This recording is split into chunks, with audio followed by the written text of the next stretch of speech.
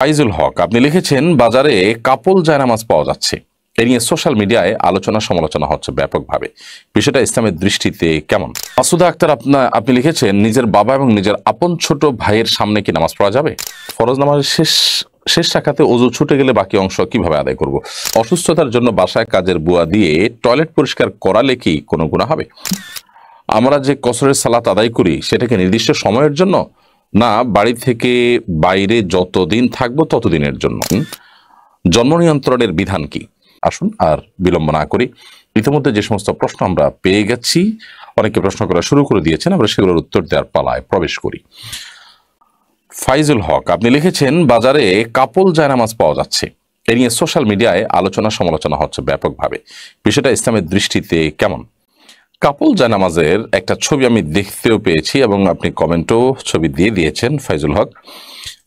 এই ছবিটা আমি দেখেছি, বাট এটা যে কাপল জায়নামাজ এটা আমি নিজেও চিন্তা করিনি। যাই হোক, এখানে এই জায়নামাজে, কাপল জায়নামাজ যেটাকে আপনি বলছেন, এটাতে মৌলিকভাবে কোনো সমস্যা আমি দেখছি না। বিশেষ করে সামনে বিশেষ কোনো ছবি নাই, প্লেন সালাত আদায় করলেন স্বামী স্ত্রীর পাশাপাশি দাঁড়িয়ে, কোনো অসুবিধা নেই। বাট যখন জামাতে সালাত আদায় করবেন তখন এই কাপল জায়নামাজে এই যে ডিজাইন আছে, এই ডিজাইন মেনটেন করে এইভাবে সালাত আদায় করতে গেলে জামাতে সালাত আদায় হবে না। জামাতে স্বামী এবং স্ত্রী, একজন ইমাম একজন মুক্তাদি হলে স্বামী ইমামতি করবেন, স্ত্রী মুক্তাদি হবেন, এবং স্বামী একামত দিয়ে ইমামতি শুরু করবেন। সেক্ষেত্রে স্বামী সামনে থাকবেন, স্ত্রী পেছনে থাকবেন, পাশে থাকবেন না। এটি একটি গুরুত্বপূর্ণ বিষয়, যার কারণে জামাতে যখন সালাত আদায় করবেন তখন এই কাপল জানামাজ আর কাপল জানামাজ থাকবে না, তখন এটা সিঙ্গেল জানামাজ হয়ে যাবে। আর এমনিতে পাশাপাশি যার যার নামাজ শেষে পড়ছেন, সেটা নফল হতে পারে, তাহাজ্জুদ হতে পারে, অন্য কোনো সালাত আদায় হতে পারে, তাহলে সেক্ষেত্রে পাশাপাশি পড়তে কোনো অসুবিধা নেই, সেই হিসেবে জানামাজ আপনি পড়তে পারেন। এই জানামাজে এমন কিছু নেই যেটা আমাদের মনোযোগকে খুব বেশি নষ্ট করতে পারে। তবে এটা ঠিক যে জায়নামাজ ব্যবহার করার ক্ষেত্রে আমাদের লক্ষ্য করা উচিত যে সেখানে অনেক বেশি কারুকার্য থাকলে, বা কারুকার্য বেশি হোক আর কম হোক, যেটা আমাদের মনোযোগ নষ্ট করতে পারে, এরকম কিছু থাকা উচিত নয়। তো এই ধরনের জায়নামাজ, বিশেষ করে স্বামী স্ত্রী যদি সালাত আদায় করেন, যেহেতু বিশেষ কোনো কারুকার্য নয়, শুধুমাত্র এখানে একটা লাভ চিহ্ন দেওয়া আছে, তাও সাইড দিয়ে, প্রথম এক দুই দিন হয়তো তাদের এটার দিকে নজর পড়তে পারে, যদি নজর পড়ার কথা না, এটা পায়ের দিকে নজরের জায়গাটা ঠিকই প্লেন আছে, অবশ্য আরেকটাতে সেজদার জায়গার কাছাকাছি নজর পড়ার কথা। যদি মনোযোগ নিয়মিত নষ্ট হয় তাহলে তো এটাও উচিত হবে না। আর যদি মনে এক দুই দিন করার পর স্বাভাবিক হয়ে যায় আর ওদিকে মন না যায়, তাহলে সেক্ষেত্রে অসুবিধা নেই। নবী করিম সাল্লাল্লাহু আলাইহি সাল্লামকে জানামাজ দেওয়া হয়েছিল সালাত আদায় করার জন্য, বা একটা কাপড় দেওয়া হয়েছিল সালাত আদায় করার জন্য, সেখানে কারুকার্য ছিল। তিনি সালাত শেষে সালাম ফেরানোর পর বললেন, অন্য কোনো প্লেন কাপড় নিয়ে আসো, কারণ এটার কারুকার্যগুলো আমার মনোযোগ নষ্ট করছে। এখন এখানকার যে লাভ চিহ্ন, এটা যদি মনোযোগ নষ্ট করে তাহলে সেক্ষেত্রে এটাও ব্যবহার করা জায়েজ হবে না। স্বামী স্ত্রীর মধ্যে ভালোবাসা ইসলাম চায়, অনেক সম্প্রীতি, অনেক ভালোবাসা, এটা তাদের তাকওয়াকে মজবুত করে, স্ট্রং করে। কিন্তু তাই বলে নামাজে দাঁড়িয়েও ভালোবাসাবাসি করতে হবে, এত তো ভালোবাসার টান পড়েনি মুসলমান ইমানদারের। অতএব এইটা পাশাপাশি দাঁড়িয়ে নামাজ পড়লেন, ভালোবাসা প্রকাশ করলেন, কিন্তু লাভ চিহ্ন দেওয়ার কারণে, বিশেষ করে একটা জানামাজ হয়তো পায়ের দিকে আছে, সমস্যা নেই, আর একটা জানামাজের সিজদার দিকে আছে, সেখানে বারবার তার মনে পড়তে পারে, এমনকি পায়ের দিকে যেটা আছে এটাতেও নজর পড়তে পারে রুকুতে গেলে। যদি মনোযোগ নষ্ট কারী হয় তাহলে সেক্ষেত্রে ব্যবহার করা উচিত হবে না, অ্যাভয়েড করাটাই উত্তম আমি মনে করছি। বাট এখানে বেশি কারুকার্য নেই পুরো জানামাজের মধ্যে, সেটা একটা ভালো দিক। কিন্তু এই চিহ্নটা যদি কারো মনোযোগ নষ্ট না করে তাহলে সেক্ষেত্রে তার জন্য এটা জায়েজ আছে। মাসুদা আক্তার আপনি লিখেছেন, নিজের বাবা এবং নিজের আপন ছোট ভাইয়ের সামনে কি নামাজ পড়া যাবে? কোনো অসুবিধা নেই। একজন মা তার মাহরাম পুরুষদের সামনে নামাজ পড়তে কোনো সমস্যা নেই। তার ছেলের সামনে, তার ভাইয়ের সামনে, তার বাবার সামনে, স্বামীর সামনে নামাজ পড়তে পারেন। আপনি নামাজের সময় সতর ঢাকবেন, মুখমণ্ডল, দুই হাতের কবজি ছাড়া আপনার পুরো শরীরকে আপনি ঢেকে ফেলবেন এবং আবৃত রেখে আপনি সালাত আদায় করবেন। সেক্ষেত্রে আপনার আপনার মাহরাম পুরুষদের মধ্যে থেকে কেউ আপনার সামনে আশপাশে চলাফেরা করছে বা দেখছে, এতে কোনো সমস্যা নেই। মহিলা নামাজটা গোপনে গোপনে পড়বে, কোনো পুরুষ দেখতে পারবে না, এরকম কোনো বাধ্যবাধকতা কিন্তু নেই।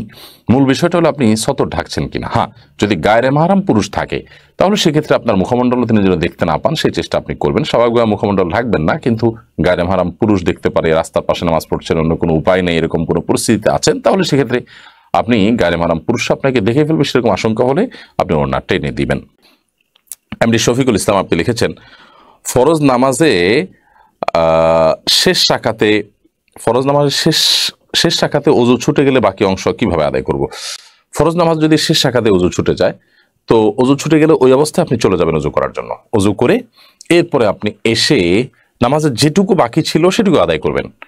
হতে পারে শেষ রাকাতের রুকুতে ওযু চলে গেছে, তো এসে রুকু থেকে আবার শুরু করবেন, করে বাকিটুকু শেষ করবেন। যদি আপনি উজু করে আসার পথে কারোর সাথে কথা না বলেন, অন্য কোনো কাজ না করেন, জাস্ট উজু করেছেন, করে চলে আসছেন, তাহলে সেক্ষেত্রে আপনি আগের যে সালাত ছিল সেটাকেই কন্টিনিউ করতে পারেন।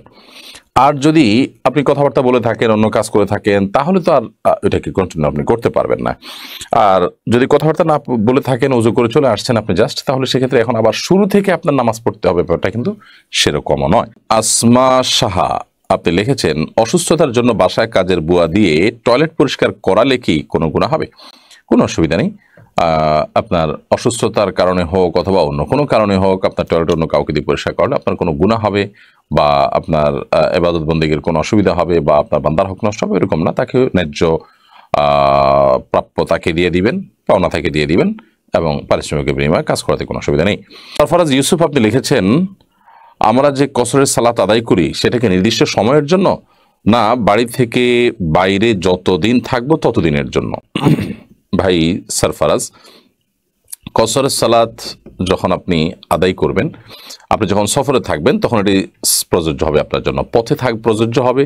আবার যে জায়গা যাবেন সেই জায়গায় যদি আপনার 2 দিন 4 দিন 6 দিন 8 দিন আপনি সেখানে থাকবেন, ওটা আপনার স্থায়ীভাবে বসবাস করছেন না, সেখানে আপনি স্থায়ীভাবে বলতে একটা দীর্ঘমেয়াদে বসবাসের কোনো প্ল্যান নাই, তাহলে সেক্ষেত্রে আপনি মুসাফির হিসাবেই গণ্য হবেন এবং মুসাফিরের সুযোগ আপনি পাবেন।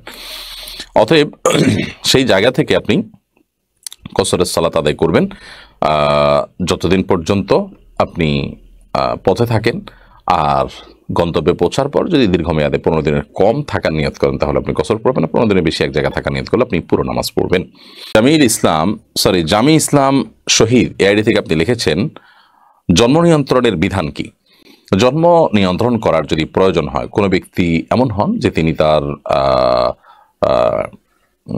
এই মুহূর্তে সন্তান নিতে গেলে তার স্ত্রীর জীবন হুমকির মধ্যে পড়বে, বা সন্তান একটা আছে, এই মুহূর্তে একটা সন্তান এলে তাকে লালন পালন করার মতো কোনো ব্যবস্থা নেই, কেউ নেই, তো এরকম পরিস্থিতিতে সাময়িক জন্ম নিয়ন্ত্রণ তিনি করতে পারেন।